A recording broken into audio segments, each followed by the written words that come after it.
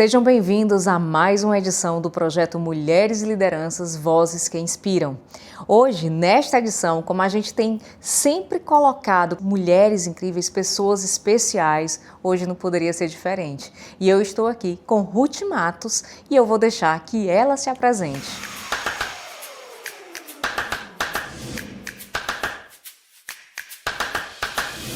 Eu quero, antes de mais nada, agradecer a você, Lidu, por ter me convidado para participar desse momento que eu acho que, para nós mulheres, é sempre singular, porque a gente realmente precisa ter espaços de divulgação daquilo que a gente realiza. Bom, quem é a Ruth Matos? Eu fui professora da Universidade Estadual do Ceará e, quando eu me aposentei, eu decidi que eu iria me reinventar. E uma das coisas que realmente eu sempre disse que gostava muito de fazer era escrever e conversar. E a vida me proporcionou tanto fazer uma coisa como outra. Hoje eu sou contoterapeuta, terapeuta de mulheres e já escrevi livros que me satisfazem muito porque estão ligados efetivamente àquilo que eu faço hoje. Então, para você falar sobre essa contoterapia, né? Então, como é que você fala? A terapia de contos é um espaço onde o conto dá conta. O conto chega até nós para exatamente fazer um bypass, passar a perna nas nossas resistências. E passando a perna nas nossas resistências, ele encontra o nosso inconsciente com tudo aquilo que tem no nosso inconsciente.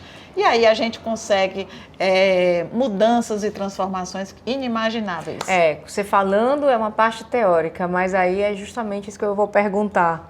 Quando chega na prática, que as pessoas sentem o impacto disso. É bem interessante, viu? Porque a gente trabalha com um livro que a gente chama para muitas mulheres a Bíblia das Mulheres, né?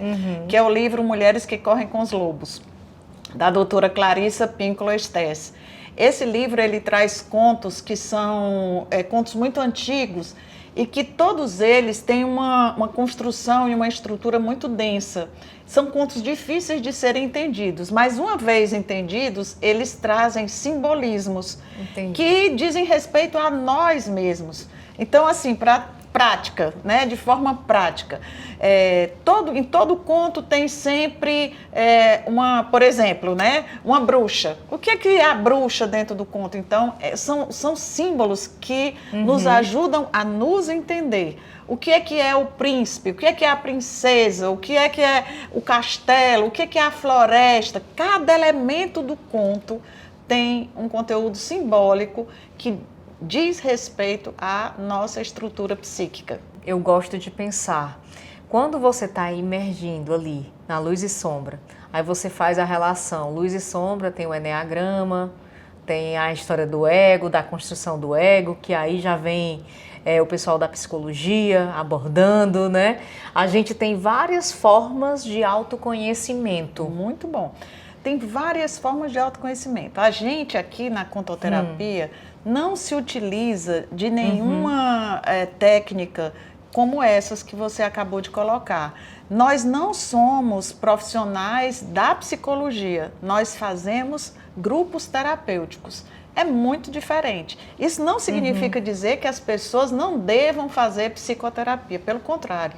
Quando elas começam a desenvolver um trabalho de grupo terapêutico, elas passam a querer buscar um suporte profissional. E qual é a grande diferença da gente? É que com o conto, elas começam a despertar, ponto 1. Ponto 2, as mulheres que fazem parte do grupo, elas são protagonistas e cada uma daquelas mulheres trazem para dentro daquele grupo a sua própria história contada de um jeito completamente diferente. Não é um momento de desabafo, mas é um momento onde o profissional, que é facilitador, no caso eu que estou ali, vai fazendo com que aquela conversa passe a ter um significado para cada uma daquelas mulheres. Então, quando você escuta uma mulher falando, você se reorganiza, você se estrutura. E ao final, a gente sempre trabalha com a escrita terapêutica. A escrita ela é fundamental, porque muitas vezes a fala a gente traz para o nível da consciência e do racional. Isso. Lá na escrita a gente já vai trabalhar de um jeito completamente diferente, a gente já bota para fora aquilo que já foi elaborado.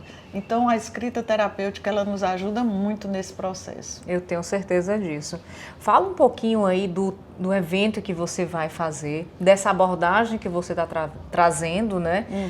É a segunda edição, né? É. Fala aí sobre a dinâmica desse evento, que tem a contoterapia como eixo principal, né? É. E qual a expectativa, quantas mulheres, o que é que você espera disso?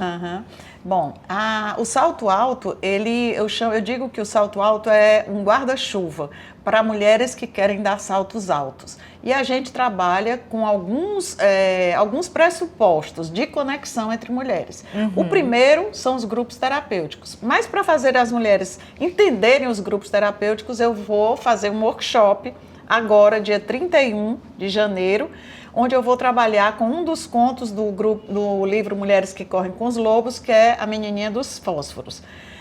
Feito isto, eu vou apresentar às mulheres os grupos terapêuticos.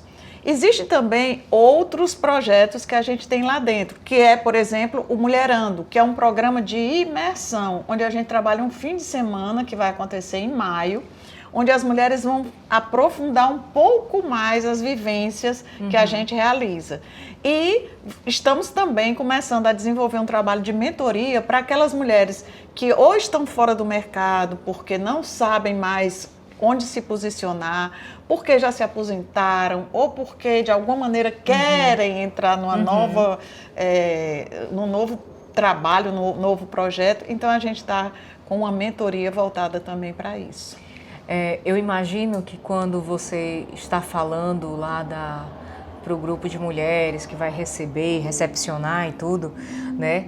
Muitas histórias começam a fazer sentido por conta da abordagem, né? Sim. Normalmente são mulheres acima de 40. Sim, né? Todas são acima de 40. Então, assim, entra assuntos como menopausa, entra assunto como os divórcio, filhos, os netos, a viuvez, a solidão, sim, né? A solitude. A solitude. A solitude. A solitude e a solidão. A fé. A fé, né? muito. A alimentação. Tudo os isso. provitamínicos. Os nossos medos. Os medos, com os certeza. Medos, as nossas inseguranças. Por que a gente mantém determinados padrões de comportamento? Por exemplo, por que as mulheres, quando amam alguém, amam exageradamente? Por que as mulheres sempre acham que tem que cuidar permanentemente para exercer o papel de mulher? Então, eu sou mãe, eu sou a filha, eu sou a esposa, e sempre nesse papel do cuidar. E ela nunca olha para cuidar de si própria, né? Então, uma série de coisas que a gente... E aí, quando ela se vê sem filho, ou quando ela se vê viúva, ou quando o marido, de alguma maneira, desfaz a relação, seja... Às vezes, elas estão juntos lá, mas a relação não existe mais, né? Então, esses momentos são momentos cruciais que pelas nossas crenças, pela forma como a gente foi criado, pelas histórias dos nossos antepassados, as mulheres acabam sendo as maiores vítimas de todo esse processo, né?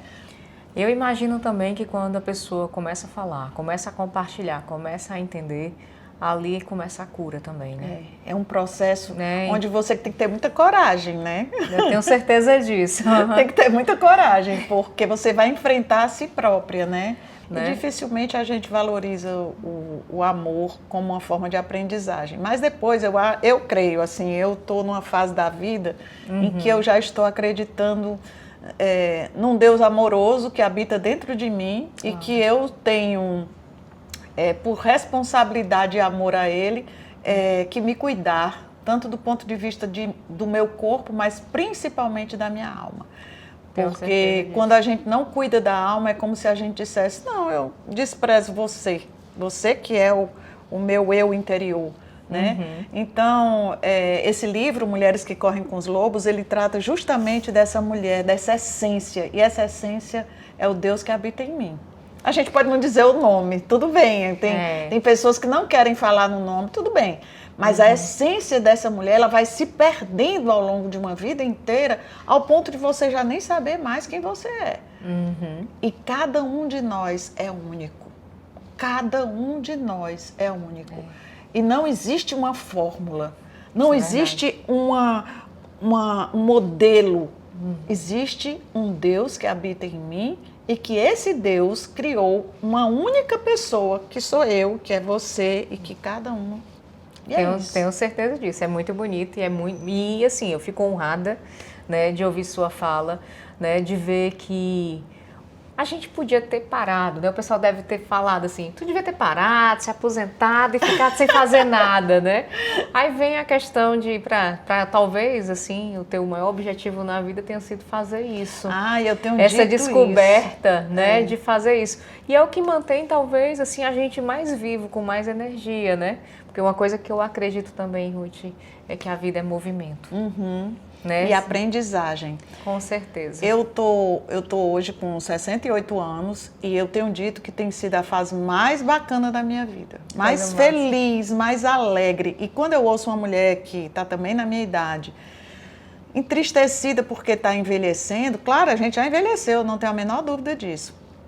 Não me incomodo de me chamarem de velha e nem me sentir velha. Eu até gosto, porque eu olho para trás, vixe, já fiz tanta coisa.